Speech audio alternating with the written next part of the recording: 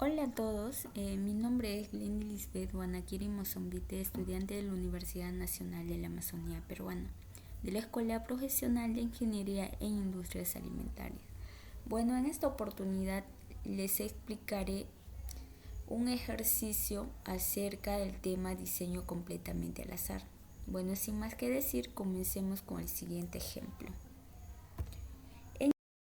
Este ejemplo nos dice que son datos experimentales que provienen de una prueba que se realizó con 4 variedades de trigo y lo que queremos determinar es si hay alguna diferencia entre estas variedades.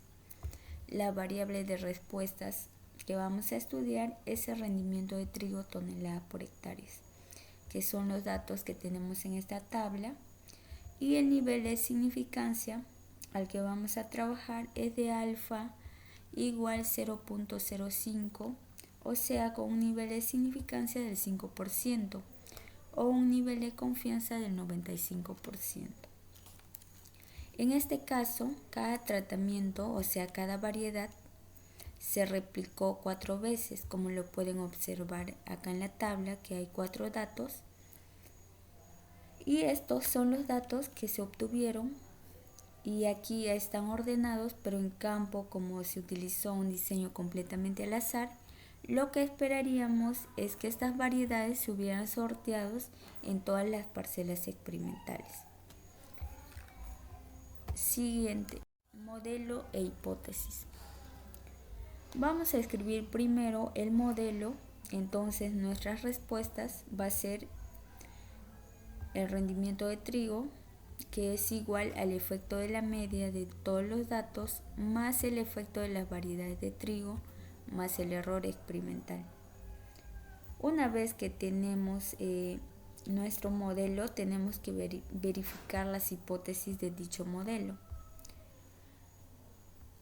La primera hipótesis, que es la hipótesis nula, y esta hipótesis H sub 0 nos dice que las variedades no generan diferencias en el rendimiento de trigo, es decir, que todos los tratamientos son iguales.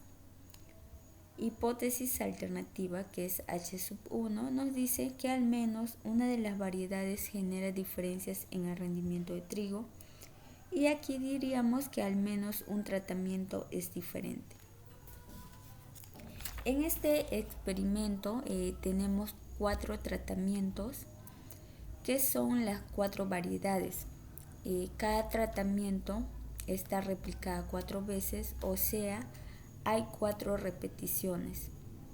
Y tenemos un total de 16 unidades experimentales. Construcción de tabla de totales. Lo primero que vamos a hacer una vez que ya hicimos el modelo y las hipótesis es construir una tabla de totales. Entonces acá en la tabla vamos a tomar los totales para cada variedad. Acá ya están ordenados, vamos a hacer la sumatoria de todos estos datos. La sumatoria de 4.58, 4.33, 4.60, 3.26. Realizando la sumatoria nos da 16.77 para la variedad 1. Para la variedad 2, 12.72. Para la variedad 3, 20.78. Para la variedad 4, 17.04. A esto lo vamos a sumar 16.77 más 12.72, 20.78 más 17.04 y nos da un resultado de 67.31. A esto le vamos a llamar la suma total. Esto es la suma de todos los datos que tenemos en esta tabla. Y adicionalmente, o sea, vamos a dividir 16.77 entre 4 que es el número de repeticiones, y nos va a dar un resultado de 4.19. Acá vamos a dividir 12.72 entre 4, como ya les expliqué, es el número de repeticiones. Nos va a dar un resultado de 3.18. En la variedad 3 nos va a dar 5.19 y para la variedad 4, 4.26.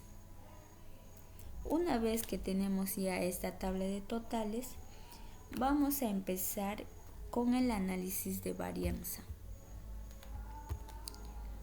Análisis de varianza. Lo primero que vamos a hacer acá es calcular un factor que se llama factor de corrección. Este factor de corrección es la división de la suma total entre el número de unidades experimentales.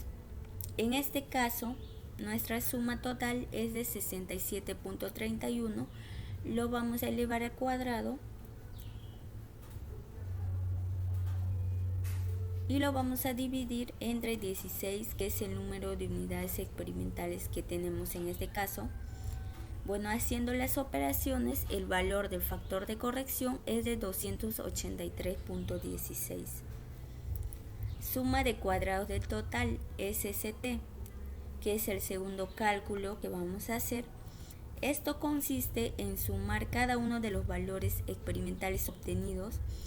O sea, acá tengo 4.58, que era nuestro primer dato de la tabla, más 4.33, que era nuestro segundo dato, y así vamos a ir sumando cada uno de estos datos y lo vamos a elevar al cuadrado.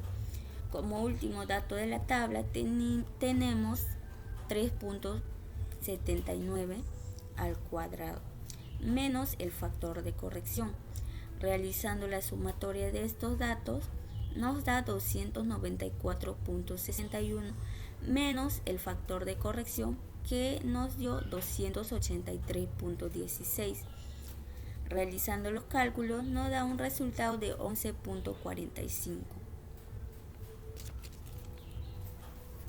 Suma de cuadrados de las variedades. Una vez que ya tenemos la suma de cuadrados del total, vamos a hacer la suma de cuadrado de los tratamientos. En este caso los tratamientos son las variedades. Entonces lo que vamos a poner es la suma de cuadrados de las variedades, como lo pueden observar acá. En este caso vamos a tomar el valor de la suma total de los datos que obtuvimos anteriormente, y la suma total para la variedad 1 fue de 16.77 y lo elevamos al cuadrado, más 12.72 al cuadrado, más 20.78 al cuadrado, más 17.04 al cuadrado, entre 4, que es el número de repeticiones, menos el factor de corrección. Acá, realizando la suma, nos da un resultado de 11.165.20 entre 4, que es el número de repeticiones, menos el factor de corrección, que es de 283.16. Realizando los cálculos de esto nos da un resultado de 8.14. Suma del cuadrado del error. Una vez que tenemos estos datos, vamos a sumar los cuadrados del error, en este caso que es SC.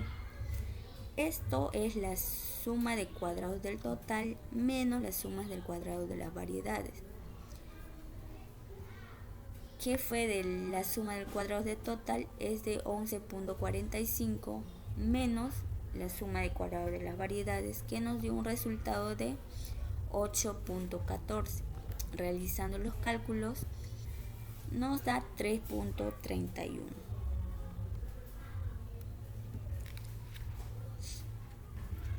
Tabla. Estos valores que acabamos de obtener anteriormente lo vamos a colocar acá en la tabla. Como acá podemos observar, la tabla de ANOVA tiene la fuente de variación, los grados de libertad, la suma de cuadrados, los cuadrados medios, la f calculada y el f de tablas.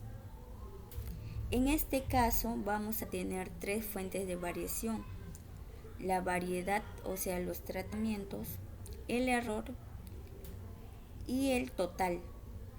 Los grados de libertad van a ser el número de los elementos de la fuente de variación menos 1. Por ejemplo, aquí tenemos para la variedad tenemos 4 tratamientos menos 1 y nos daría 3 grados de libertad. Para el total tenemos 16 unidades experimentales menos 1 y nos daría 15 que tenemos aquí. Y para el error, los grados de libertad del total, que son 15 menos 3, que son los grados de libertad de los tratamientos, y nos va a dar 12 que tenemos aquí. Suma de cuadrados. Lo obtuvimos hace un momento con los procedimientos que hicimos y nada más lo vamos a colocar acá. De la variedad fue de 8.14, el error fue 3.31 y el total fue de 11.45. Cuadrados medios. Los cuadrados medios vamos a obtener dividiendo la suma de los cuadrados entre los grados de libertad. Entonces aquí dividimos. Para los tratamientos tenemos 8.14 entre 3 y nos daría un resultado de 2.71. Y para el error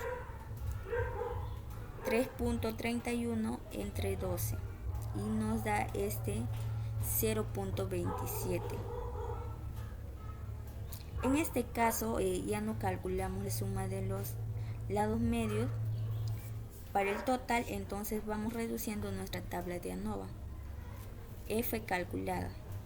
Lo vamos a obtener para cada una de las fuentes de variabilidad que no sean el error. En este caso, nada más va a ser para los tratamientos.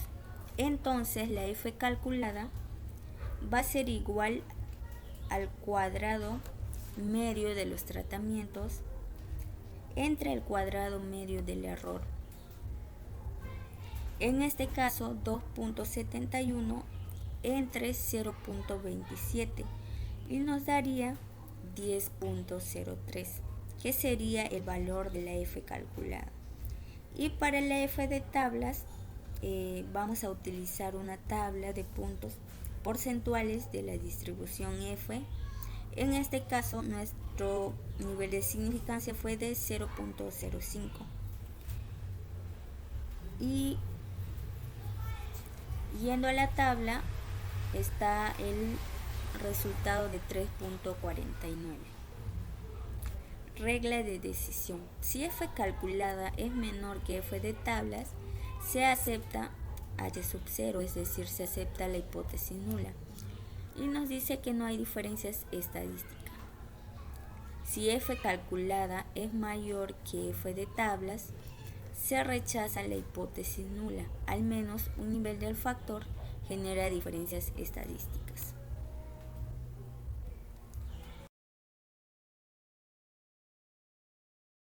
Interpretación de la ANOVA. En este caso, acá tenemos la fuente de variación, que es la variedad, o sea, los tratamientos. F calculada, que fue de 10.03, y F de tablas. En este caso, F calculada es mayor que F de tablas y al menos una variedad genera diferencias en el rendimiento de trigo, es decir, se rechaza la hipótesis nula. Conclusión de la ANOVA. La variedad genera diferencias en el rendimiento de trigo. Bueno, eso sería todo. Muchas gracias.